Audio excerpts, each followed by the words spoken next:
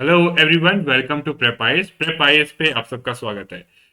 आज के daily answer writing session में हम दो क्वेश्चन डिस्कस करेंगे। एक ज्योग्राफी से है और एक आपका जो है आर्ट एंड कल्चर से है। नाउ अगेन ये दोनों क्वेश्चन बहुत इंपॉर्टेंट है क्योंकि ये प्रीवियस ईयर क्वेश्चन के बेस्ड है। ज्योग्राफी वाला क्वेश्चन तो 2016 में भी एयर मास पे क्वेश्चन आ रखा था और सूफी मूवमेंट पे भी पास्ट में 2-3 बार क्वेश्चन आपको आ चुका है। इसलिए ये दोनों क्वेश्चन बहुत इंपॉर्टेंट है। अब जो लोग नए हैं हमारे चैनल पे उनको ब्रीफली मैं बताना चाहता हूँ कि ये हमारे डेली आंसर राइटिंग का इनिशिएटिव है। ठीक है, इसमें 11 AM पे हम आपको दो क्वेश्चंस देते हैं और सेम डे 8 PM पे आपसे ये क्वेश्चंस हम डिस्कस करते हैं। बीच में आप इन क्वेश्चंस को लिख के हमारा एक prep IAS peer evaluation group है जिसको आप ज्वाइन कर सकते हो। वहां पे अपने आंसर्स पोस्ट कर सकते हो। वहां से हम कुछ आंसर्स पिक करके यहाँ पे डिस्कस करते हैं, राइट, कि इसमें क्या कमियां हैं और क्या अच्छे से है। अगेन यहाँ पे देखिए, आंसर्स को चेक करके डिस्कस करने का मतलब ये होता है कि हम आपको बताना चाहते हैं यहाँ पे कि ओके दीज आर, कि किसी ने अगर आंसर में कुछ अच्छा लिखा है तो दीज आर गुड थिंग्स, कि ये चीजें आपको अपने आंसर में इनकॉर्पोरेट करनी चाहिए, अपने आंसर में लानी चाहिए। Okay, and some things are bad things which you should also avoid, right. So यहाँ पे पर्पस पूरा ये रखिए कि it is all about learning. ठीक है, keep your purpose to learn. ठीक है, एंड अगेन कई लोग, जो लोग ये इनिशिएटिव फॉलो कर रहे हैं, अगर आपने हमारे चैनल को सब्सक्राइब नहीं किया है तो please subscribe to our channel, because अभी जो है हमने काफी नए इनिशिएटिव्स प्लान किए जो हम लाने वाले हैं आंसर राइटिंग को लेके, राइट, इवन एमसीक्यूज को लेके। सो उनके लिए अपडेटेड रहने के लिए please do subscribe to our channel. Okay, so चलिए शुरुआत करते हैं। पहला क्वेश्चन है simple, very straightforward. What are air masses and how does it impact the climate, कि एयर मासेस क्या हैं और कैसे वो क्लाइमेट को इम्पैक्ट करते हैं। ठीक है, बड़ा सिंपल है। अब इसका स्ट्रक्चर देखते हैं। नाउ देखिए, मैं बार बार हमेशा स्ट्रक्चर पे ज्यादा फोकस इसलिए देता हूं क्योंकि देखिए कोई भी क्वेश्चन कितना भी कॉम्प्लिकेटेड हो, एक बार अगर उसका स्ट्रक्चर आपको क्लियर हो गया, उसके सब पार्ट्स क्या हैं और कैसे आप उसको स्ट्रक्चर करोगे ये क्लियर हो गया कि इंट्रोडक्शन में मैं ये लिखूंगा, कंक्लूजन में ये लिखूंगा, सो ट्रस्ट मी आपका जो है 50% काम हो गया। और कई बार जब आपके दिमाग में स्ट्रक्चर क्लियर होता है तो कई पॉइंट्स नॉर्मली ऐसे रिकॉल नहीं हो रहे होते, बट एक बार स्ट्रक्चर क्लियर होने के बाद जो है रिकॉल हो जाते हैं। इसलिए मैं कहता भी हूं कि जो लोग मान लो चलो नहीं लिख पा रहे, तो कोई कई लोग होते हैं बिकॉज ऑफ वेरियस कंस्ट्रेंट, कई लोग वर्किंग होते हैं या फिर कई लोग जो है बहुत सारी कोचिंग्स में जा रहे होते हैं, तो because of different constraints answer नहीं लिख पाते। तो आप मिनिमम मिनिमम ये करिए कि जो भी क्वेश्चन देखते हैं उसका स्ट्रक्चर लिखिए और स्ट्रक्चर में क्या पॉइंट्स लिखेंगे उन्हें ब्रीफ में डैश डैश डैश डैश करके लिख दीजिए। ठीक है, so this is the minimum you could do. अगर आप इतना भी कर लोगे तो एक डिसेंट अमाउंट ऑफ प्रैक्टिस हो जाएगी आपकी। ठीक है, अब यहाँ पे जहां तक स्ट्रक्चर की बात है तो इंट्रोडक्शन में यू विल डिफाइन कि एयर मासेस क्या है। You will tell about formation of air masses, कि कैसे बनते हैं। Now again, formation plus types, again इसको थोड़ा ब्रीफ में बताना है। अब आप पूछोगे कि यहाँ पे फॉर्मेशन के बारे में पूछा नहीं तो क्यों बताएं। सी देखिए, जब आप एयर मासेस को डिफाइन करते हो तो आपको इम्प्लिसिट है कि आपको ये बताना पड़ेगा कि कैसे वो बनते हैं और किस किस अलग अलग टाइप के होते हैं, राइट। सो ये इम्प्लिसिट है इसमें। ठीक है, सिर्फ 2 लाइन लिख के आपका काम नहीं चलेगा। फिर नेक्स्ट, इनफैक्ट जो टाइप्स ऑफ एयर मासेस बताना जरूरी इसलिए भी है कि अलग अलग टाइप के एयर मास होते हैं, क्योंकि जिस टाइप का एयर मास होता है वो उस टाइप से क्लाइमेट को इन्फ्लुएंस करता है। तो ये जो अगला पार्ट है, जब आप इसमें बोलोगे कि इस टाइप का एयर मास ऐसे इन्फ्लुएंस करता है, इस टाइप का एयर मास ऐसे इन्फ्लुएंस करता है, तो वो सेंस जब ही बनाएगा जब आप पहले बताओगे कि इस टाइप के अलग अलग टाइप के एयर मासेस हैं। ठीक है, और लास्टली कंक्लूजन। ज्योग्राफी वाले क्वेश्चन में कंक्लूजन लिखना मुश्किल होता है। कई बार ऐसा होता है कि कंक्लूजन आप स्किप भी कर सकते हो और कई बार आप कंक्लूजन जो है मतलब एक नॉर्मल सा स्टैंडर्ड सा दे सकते हो। एक चीज यहाँ पे आप कर सकते हो, यहाँ पे आप मैप का भी यूज कर सकते हो, वर्ड मैप ड्रॉ करके अलग अलग टाइप के एयर मासेस दिखा सकते हो। If you can do it, it will be a value addition, वो एक वैल्यू एडिशन होगा। चलो डिस्कस करते समझते हैं एयर मास क्या होते हैं और कैसे वो क्लाइमेट को इम्पैक्ट करते हैं। नाउ एयर मास क्या होते हैं? They are large volume of air in atmosphere. कहां पे? एटमॉस्फेयर में एक बहुत लार्ज वॉल्यूम ऑफ एयर है जिसका टेम्परेचर और मॉइस्चर क्या है? यूनिफॉर्म है। मतलब एक जैसा टेम्परेचर और मॉइस्चर है एक लार्ज वॉल्यूम ऑफ एयर का एटमॉस्फेयर में अगर, तो उसको हम बोलते हैं कि एक एयर मास है। नाउ अब देखो, हमने कहा लार्ज वॉल्यूम ऑफ एयर, तो हमें बताना पड़ेगा कितना large, right. So they can extend thousands of kilometer in any direction and can reach from ground level to stratosphere. ठीक है, ग्राउंड लेवल से स्ट्रेटोस्फियर तक वो पहुंच सकते हैं। Just a second. यहां हमें हमने बता दिया कि लार्ज है और कितना लार्ज है ये भी बता दिया, एंड ये भी बताया कि ये जो हॉरिजॉन्टली बहुत कम वेरिएशन होती है टेम्परेचर मॉइस्चर में, एंड एक और एस्पेक्ट इसका बताना जरूरी है कि they are a part of global wind system, ठीक है। So therefore they are associated with one wind belt और अनदर। तो ये एयर मास क्या होता है, जो अपने अगर ज्योग्राफी पढ़ी होगी तो विंड सिस्टम, जो प्लानिटरी विंड सिस्टम है, उनके साथ ये एयर मासेस कई बार मूव भी करते हैं एज कलेक्टिव, ठीक है। सो अब फॉर्मेशन कैसे होता है? सो अगेन देखिए, सिंपल है। ये एयर जो होती है वो किसी एक बहुत बड़े एरिया पे, जो होमोजीनियस एरिया ना, एरिया भी होमोजीनियस मतलब कि उसका टेम्परेचर और जो वहां पे मॉइस्चर है वो सेम है। तो जब एयर ऐसे एरिया पे जिसका बहुत लार्ज एरिया, जिसका टेम्परेचर और मॉइस्चर सेम है, वहां पे बहुत समय तक रहती है, तो उस एरिया का कैरेक्टरिस्टिक्स यानी उसके जो है टेम्परेचर और मॉइस्चर को अक्वायर कर लेती है। और ऐसे एरिया को हम बोलते हैं सोर्स रीजन। और डिपेंडिंग ऑन सोर्स रीजन हमारे पास अलग अलग टाइप के एयर मासेस हैं, ठीक है। सो लो विंड स्पीड्स होती हैं। एक और एस्पेक्ट इंपॉर्टेंट ये बताना है कि ऑब्वियसली अगर विंड स्पीड ज्यादा होगी तो उस एरिया पे एयर ज्यादा समय तक रह नहीं पाएगी, तो विंड स्पीड भी ज्यादा होनी चाहिए ताकि एयर आपकी स्टेशनरी रहे, राइट। ताकि वो सोर्स रीजन में जितनी ज्यादा देर रहेगी एयर, उतनी ज्यादा वो है उस सोर्स रीजन की कैरेक्टरिस्टिक यानी हीट और टेम्परेचर एक्वायर करेगा। और uneven warming and cooling of earth surface by sun also gives rise to air masses, ठीक है। सो ये जो अनइवन वार्मिंग भी होता है या कूलिंग होता है, वो भी कई बार जो है एयर मासेस को जो है उसके कारण एयर मासेस क्रिएट हो जाते हैं आपके, क्योंकि कोई एरिया बहुत हॉट हो रहा है तो उस एरिया में जो एयर होगी वो भी एरिया की कैरेक्टरिस्टिक्स एक्वायर करके बहुत ज्यादा हॉट हो जाएगी। Now types of air masses based on source region. तो जैसे मेरीटाइम, मतलब सोर्स रीजन क्या हो गया, मेरीटाइम ट्रॉपिकल। तो ट्रॉपिकल रीजन में पानी और दी ओशियंस जो एयर मास होते हैं उनको हम मेरीटाइम ट्रॉपिकल, ऐसी ट्रॉपिकल रीजन में continental, maritime continental, maritime polar, continental polar और कॉन्टिनेंटल आर्टिक। नाउ देखो, अगर आपको इन रीजन का टेम्परेचर और ह्यूमिडिटी के बारे में पता होगा तो वही सेम कैरेक्टरिस्टिक टेम्परेचर और ह्यूमिडिटी के इन एयर मासेस के होंगे। जैसे मेरीटाइम ट्रॉपिकल की बात करें तो क्या है, in tropical region that too over ocean, मतलब इसमें ह्यूमिडिटी क्या होगी, ज्यादा होगी, टेम्परेचर भी रिलेटिवली ज्यादा होगा। जबकि कॉन्टिनेंटल ट्रॉपिकल की बात करें तो ह्यूमिडिटी, कॉन्टिनेंटल क्या लैंड मास के ऊपर है, सो ह्यूमिडिटी कम होगी और टेम्परेचर भी जो है आपका, इसका मतलब depending upon the land mass, हो सकता है ठंडे जगह पे हो तो ठंडा होगा और गर्म जगह पे हो तो गर्म होगा, ठीक है। सो इस टाइप से आई होप आप समझ गए होंगे कॉन्सेप्ट क्या है, एयर मास क्या है, मतलब और कैसे जो है वो बनता है और किस टाइप के एयर मास है। तीन चीजें हम समझ गए। नाउ इम्पैक्ट, नाउ अगेन ये सब चीजें आपको जैसे यहाँ ब्रीफली बताइए उतना ही ब्रीफली बताना। Now impact of air masses, so हमने क्या देखा कि एयर मासेस में क्या है, उनकी कैरेक्टरिस्टिक क्या है, एक होती है ह्यूमिडिटी। तो ह्यूमिडिटी से रिलेटेड होता है प्रेसिपिटेशन। सो सिंपली, सो प्रेसिपिटेशन क्या होता है, जैसे एयर मास अगर कोस्टल एरियाज में है तो it contains more humid content जो हैवी प्रेसिपिटेशन करता है, राइट। अगर ड्राई रीजन का एयर मास हो तो वो ड्राई एयर मास अगर किसी रीजन में आता है तो वो क्या करता है, ड्राई ड्राई कंडीशंस कर देता है। जैसे सहेल रीजन अफ्रीका, जो सहारा डिजर्ट और वो पूरा ना आपका नाइजर चैड से लेके जो आपका इधर सूडान वगैरह से मिला के ये पूरा सहेल रीजन है, ये बहुत ही ड्राई रीजन है, ठीक है, डिजर्ट टाइप का रीजन है। तो सहेल रीजन में ड्राइनेस क्यों है, because of dry air mass. दूसरा इंपॉर्टेंट कैरेक्टरिस्टिक होता है टेम्परेचर।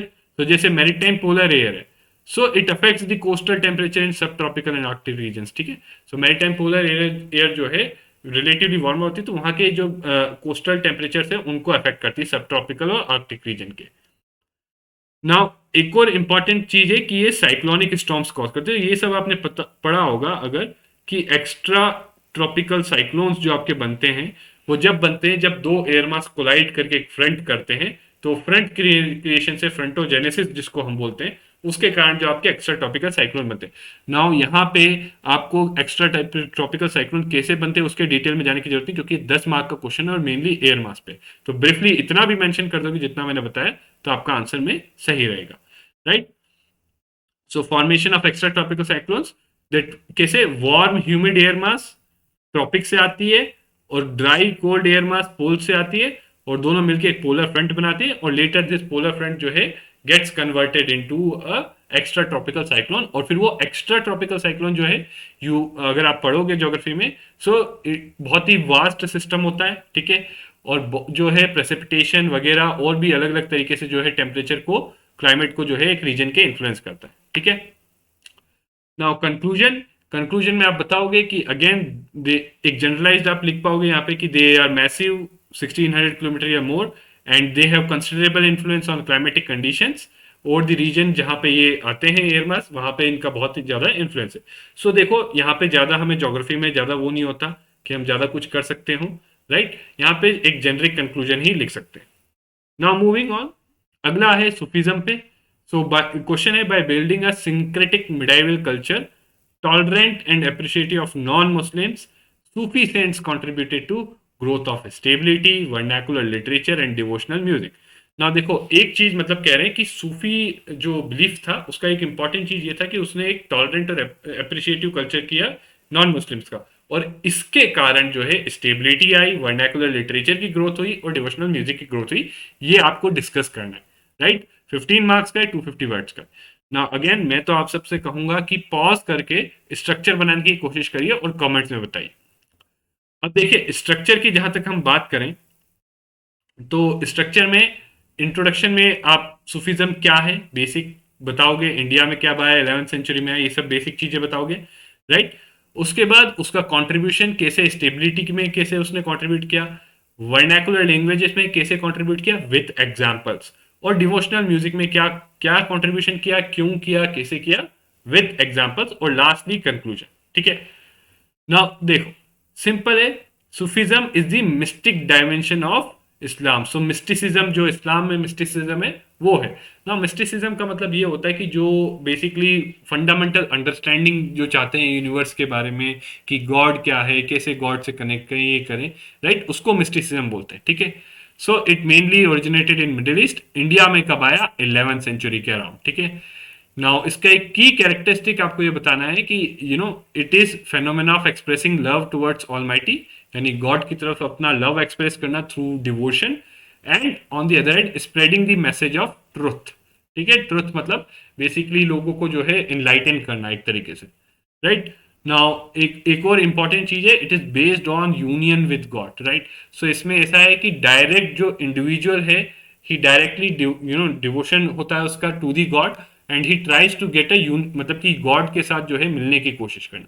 ठीक है।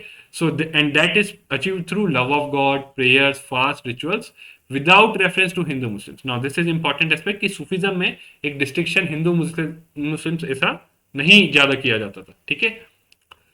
So and this is based on liberal interpretation of Quran, right. So इसीलिए जो है एक लिबरल इंटरप्रिटेशन था। तो अगेन, जब कोई चीज लिबरल होती है तो उसमें ज्यादा इजीली लोगों का असिमिलेशन होता है, एक्सेप्टेंस होता है, और जब एक चीज जो है सब लोगों में एक्सेप्टेड होती है, सूफीज्म जैसे ज्यादा एक्सेप्टेड हो रही थी, तो उनका मैसेज लव का, इन सब चीजों का ज्यादा था। So it led to more stability. ठीक है।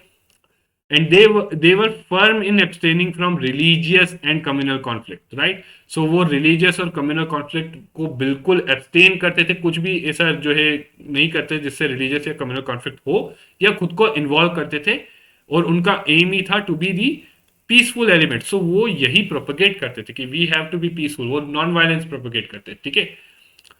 So they treated Hindus and Muslims alike. जैसे अमीर खुसरो ने कहा, दो Hindu is not like me in religion, he believe the same in the same things that I do. ठीक है। और एक और इनका कॉन्सेप्ट है वहदत अल वजूद, that is unity of being. That means कि गॉड अलग अलग है बट सबका सेम सेम वो है गॉड। ठीक है, अलग अलग नाम है ये है, बट गॉड इज सेम। ठीक है, ये जो इनका आइडिया था। Now they also synthesized various ideas and practices from Hinduism, Christianity, Buddhism, Zoroastrianism. So again, liberal जो interpretation था, liberal था ये, इसने दूसरे religion से भी जो है इसने जो है सब चीजों का synthesis किया। ठीक है।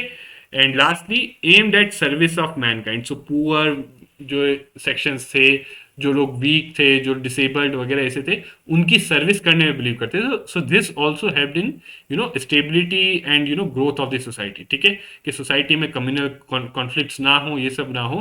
तो सूफीज्म के जो आइडियाज थे, थॉट्स थे, उसने इसमें हेल्प किया।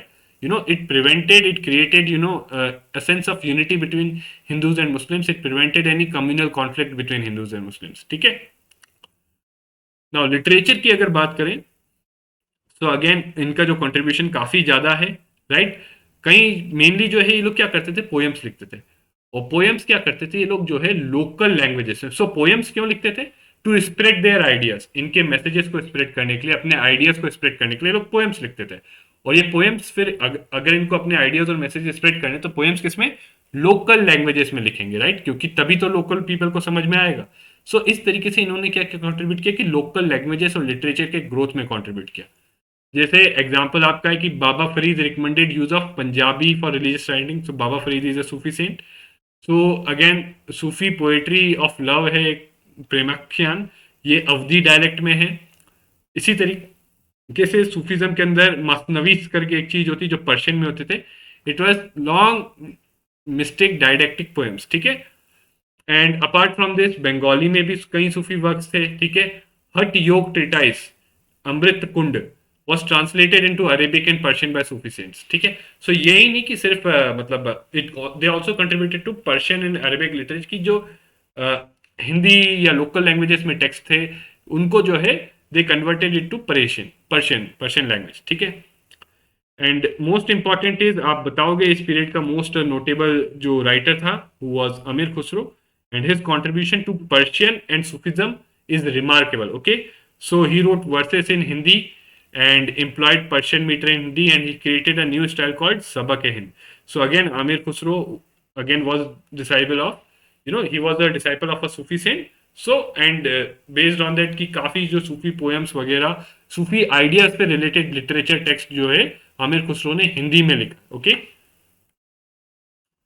नाउ म्यूजिक की बात करें तो अगेन म्यूजिक भी जैसे राइटिंग्स पोएम्स एक मीडियम था, सो उन्हीं पोएम्स में कई बार उनको जो है म्यूजिक इंस्ट्रूमेंट्स के साथ और म्यूजिक के साथ करके जो है ये क्या करते थे, उसको म्यूजिक को यूज करते थे टू स्प्रेड देयर आइडियाज, अपने आइडियाज को जो है स्प्रेड करने के लिए। जो इनके आइडियाज थे about love to for the God and dedication and devotion to God, उन आइडियाज को स्प्रेड करने के लिए सूफीज म्यूजिक यूज करते थे, ठीक है। And now mainly encouraged poetry and music as a part of education. So even जो इनके अगर आप देखोगे सूफी ट्रेडिशन में इनके खनक्स वगैरह जो होते थे उसमें as a part of education they encouraged poetry and music, ठीक है। तो इनकी टीचिंग्स भी मोस्टली जो है पॉपुलर सॉन्ग्स में जो जाती पैकेज थी ताकि जो है मासेस को जो है रीच कर पाए। And again they develop new forms. तो एक चीज और लिटरेचर में ध्यान रखे, नए फॉर्म्स ऑफ लिटरेचर भी इन्होंने डेवलप किए, जैसे मसनवीस हो गया, सबक ए हिंद हो गया। यहाँ पे नए फॉर्म्स ऑफ म्यूजिक डेवलप किए, qawwali, right. So qawwali is a new style और form of music. Similarly kafi is again a classical form of Sufi music. So ये आपके एग्जाम्पल्स हो गए कि how the Sufism developed. First कि जो म्यूजिक था उसको जो है लोकल लैंग्वेजेस वगैरह में गाना शुरू किया। दूसरी चीज जो है म्यूजिक के नए नए स्टाइल्स जो है उन्होंने किए जिसके थ्रू वो अपने आइडिया जो है स्प्रेड कर रहे थे, ठीक है। Again one of the most biggest contributor of Sufi tradition was Amir Khusro, and he was known as parrot of Sufism, ठीक है। So founder of Indo Muslim devotional music traditions, ठीक है। सो आमिर खुसरो का नाम जरूर याद रखना है।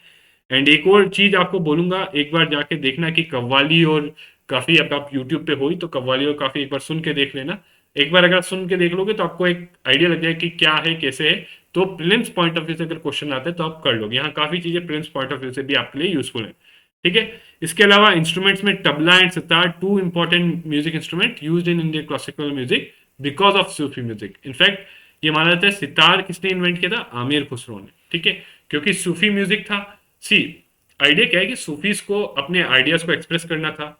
अब उनके पास दो ऑप्शन है, या तो लिटरेचर या म्यूजिक। अब उसमें भी लिटरेचर में जो एग्जिस्टिंग है उसको एग्जिस्टिंग लोकल लैंग्वेजेस में करें, बट उनको और बेटर तरीके से करना है तो नए नए स्टाइल्स ऑफ लिटरेचर। इसी तरीके से म्यूजिक में जो है नए नए स्टाइल्स ऑफ म्यूजिक लाए जो लोगों को अपील करें।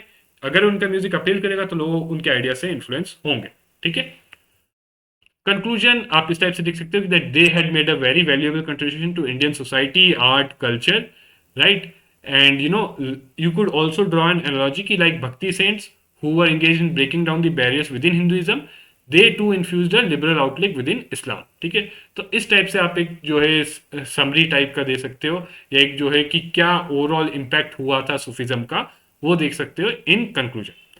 अब कुछ आंसर कॉपीज देखते हैं ना। अगेन मैं डिटेल में चेक नहीं करूंगा, मैंने देखिए सूफी वाले उस पर मेरे को हार्डली एक दो आंसर मिले थे, right. But what I thought कि एयर मासेस वाले क्वेश्चन को ही ज्यादा देखते हैं, 4-5 लोगों के एयर मासेस वाले क्वेश्चन को देखते हैं और समझने की कोशिश करते हैं कि क्या चीज गुड प्रैक्टिस है जिसको अडॉप्ट करना चाहिए और क्या चीज बैड प्रैक्टिस है जिसको अवॉइड करना चाहिए। तो जैसे यहाँ पे अगर मैं देखूं, सो अगेन देखिए इन्होंने एक मेजर एस्पेक्ट, इन्होंने बस लार्ज वॉल्यूम ऑफ एयर पे लिख के रुक गए, राइट। जब आपको व्हाट आर एयर मासेस तो थोड़ा एक्सप्लेन, जब आपको बतानी है चीजें तो प्लीज एक्सप्लेन इट प्रॉपर्ली। बाकी इन्होंने एक अच्छी चीज ये की कि मैप में इन्होंने कोशिश की है बताने की, so that's a good effort, okay. बाकी इम्पैक्ट में सिमिलर कंटेंट है, प्रेसिपिटेशन, टेम्परेचर, साइक्लोन्स। एक अच्छी चीज इनकी प्रेजेंटेशन की है जो आप सबको अडॉप्ट करना चाहिए कि टाइटल नीचे नीचे जो है इन्होंने अंडरलाइन किया है, टेम्परेचर फिर अंडरलाइन, और देख रहे हैं आप स्पेसिंग देख रहे हैं यहाँ पे। So again presentation wise it is good, ठीक है। लास्ट में कंक्लूजन में अगेन कंक्लूजन में जो है इनका सिंपलिस्टिक है, ठीक है, that considerable influence on climate conditions, right, और the region which they lodge and carry, ठीक है। तो सिमिलर उस पर कंक्लूजन है इनका, okay. Now next is, now इन्होंने भी, अब इन्होंने देखिए air mass, characteristics of source and nature of source, right. So it is a good classification, बहुत अच्छे से इन्होंने ये किया है, राइट। और क्या है, इन्होंने जो डेफिनेशन भी अच्छे से बताई, टाइप्स ऑफ एयर मासेस भी बताए। नाउ ये जो इन्होंने बताया warm air mass and cold air मास, और ये जो इतना डिटेल बताया, इसको आप थोड़ा मिनिमाइज कर सकते हैं क्योंकि इसकी इतनी जरूरत नहीं थी, ठीक है। दूसरी चीज ये कि आपने ये जो डायग्राम यहां पे बनाया, ये जो डायग्राम यहां पे बनाया, आप इसको यहां पे बनाते, right, so it would have made more sense, ठीक है। बाकी अगर देखा जाए इम्पैक्ट्स ऑफ क्लाइमेट में, सो देखिए इन्होंने जो है लिखा है तो है, नाउ अगेन मॉइस्चर, बट आप देख रहे हो इनके उसमें पॉइंट्स को थोड़ा ढूंढना मुश्किल हो रहा है कंपेयर टू प्रीवियस वन। हालांकि पॉइंट सेम है मॉइस्चर को लेके, टेम्परेचर को लेके। दूसरी चीज, एग्जाम्पल्स आर मिसिंग। चलो सबका नहीं, बट एटलीस्ट कुछ चीजों के एग्जांपल्स आपको देने चाहिए थे, ठीक है। इन्होंने cyclones, extra tropical cyclones mention नहीं किया। सो अगेन जो इम्पैक्ट्स वाला पार्ट है इनका, वो इतना अच्छा नहीं क्योंकि उसमें एग्जांपल्स नहीं है, प्लस पॉइंट्स भी जो हैं they they are very general general, ठीक है। और एक दो इंपॉर्टेंट चीजें, एक्स्ट्रा ट्रॉपिकल साइक्लोन आपको यहाँ पे मेंशन करना चाहिए था, वो मेंशन नहीं किया गया, ठीक है। नाउ ये एक और कॉपी है एयर मास पे, now it is also good, but एक चीज है कि आप ये जो ऐसा एग्जाम्पल ऑफ सोर्स रीजन, सो आपको ये एफर्ट डालने की जरूरत ही नहीं थी। जिस चीज की जरूरत है उसी को करिए, और अननेसेसरी चीजें मत डालिए। ये भी याद रखिए 10 मार्कर है, ठीक है। तो आपको बैलेंस अचीव करना पड़ेगा कि क्या चीजें डालनी है और क्या चीजें नहीं डालनी, राइट। क्लासिफिकेशन दे दिया, कैरेक्टरिस्टिक्स दे दिया इन्होंने, चलो यहाँ पे कैरेक्टरिस्टिक्स में बताया, सो गुड इनफ। बाकी इम्पैक्ट में इनका भी सिमिलर है, precipitation, temperature, cyclones and anti cyclones, droughts, ठीक है। एंड नाउ एक चीज ये जो आपने लिखा है point, it is about weather, हम पूछ रहे हैं क्लाइमेट के बारे में, right. So climate and weather थोड़ा डिफरेंस हो जाता है। सो आप चाहे तो इस पॉइंट को अवॉइड कर सकते थे ताकि आपका ये आंसर 150 वर्ड्स के अंदर रहे, ठीक है। लास्ट में कंक्लूजन भी सिमिलर है इनका, ओके। तो मोरलेस आई थिंक आप सबने इंटरनेट से पढ़ के ही देखा है, ताकि आपने तभी सिमिलर कंक्लूजन बनाया। नाउ यहाँ पे भी सेम चीज मैं बोलूंगा कि इन्होंने बहुत सिंपल वे में एयर मास दे दिया, बट इन्होंने डायग्राम अच्छा बनाया, सो दिस इज गुड कि आपने डायग्राम अच्छा बनाया। बट यहाँ पे आपको टाइप्स भी बता देने चाहिए थे, ठीक है। टाइप्स और फॉर्मेशन के बारे में ब्रीफली बताना चाहिए था। उसके बाद आपने प्रेसिपिटेशन के बारे में बोला है, टेम्परेचर के बारे में बोला है, ट्रॉपिकल साइक्लोन्स और ड्रॉट्स के बारे में बोला है। नाउ अगेन ये आपने बोला है तो ड्रॉट्स को आप please give an example, right. यहाँ पे भी आपको जो है एग्जाम्पल्स देने चाहिए। बिना एग्जाम्पल के आप इम्पैक्ट बताओगे और एग्जाम्पल के साथ इम्पैक्ट बताओगे, ज्यादा बेटर है कि ज्यादा मार्क्स आपको जब आप एग्जाम्पल के साथ इम्पैक्ट बताओगे तब मिलेंगे, ठीक है। नाउ अगेन कंक्लूजन में इन्होंने लिखा है कि that air masses do not stay at their source regions forever, they move out. तो again this is something called, this is impact. ये आपका इम्पैक्ट में आना चाहिए कि फ्रंट्स बनते, फ्रंटोजेनेसिस होता, फ्रंट्स बनने के बाद आपके एक्स्ट्रा ट्रॉपिकल साइक्लोन्स बनते। तो ये तो आपका इम्पैक्ट में आना चाहिए था, this is not a conclusion, okay. This should come in impact, okay. तो मोरलेस ये 4-5 कॉपीज मैंने आपको दिखाई हैं। इसमें से अच्छी चीज ये है कि adopt this type of map. इनका ये जो तरीका है कि किसी भी चीज को बॉक्स में डालने का, you can adopt it. And then classification का ये तरीका, एयर मास, ये आप अडॉप्ट कर सकते हो, या फिर ये आप अडॉप्ट कर सकते हो, ठीक है। एंड इस, बट डोंट सी, देखिए ये इस टाइप से मैप अच्छा नहीं है, ज्यादा बेटर मैप ये है, ठीक है। एंड अगेन प्रेजेंटेशन में इस टाइप से आप अडॉप्ट कर सकते हो जो ज्यादातर लोगों ने किया है, ठीक है।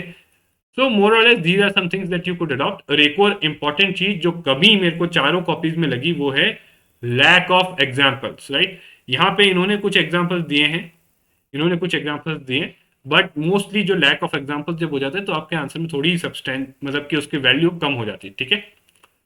So this is it for today, see you again next time, thank you very much.